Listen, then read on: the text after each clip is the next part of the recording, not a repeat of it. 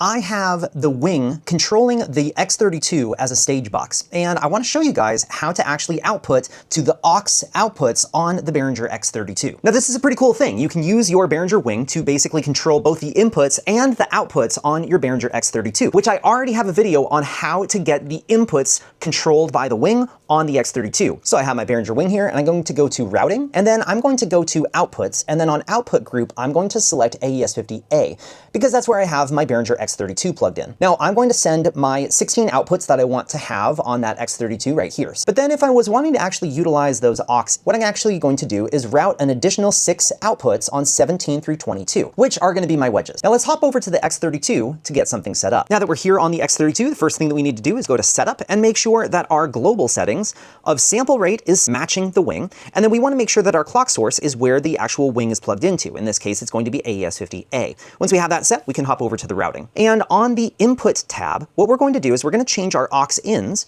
to be user in 1 through 6. We're going to use the page select to tab all the way over until we get to our user tab.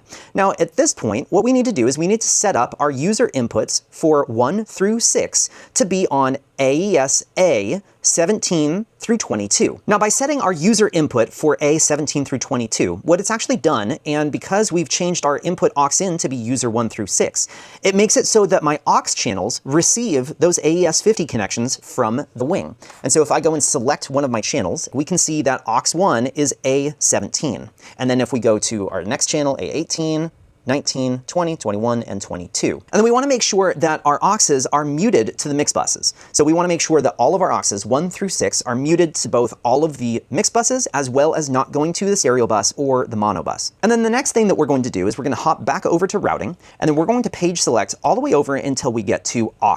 Now this represents the aux out of the Behringer X32, in which case we are going to take aux out 1, and this is going to be a direct out of aux channel 1. Once we have set that, we want to make sure that our tap is input low cut. And then we want to copy this for the rest of them. So aux out 2 is going to pull from direct out aux 2. The very last thing that we need to do is we need to tab over until we get to our XLR output, and then we want to pull all of our XLR outputs from AES A 1 through 16.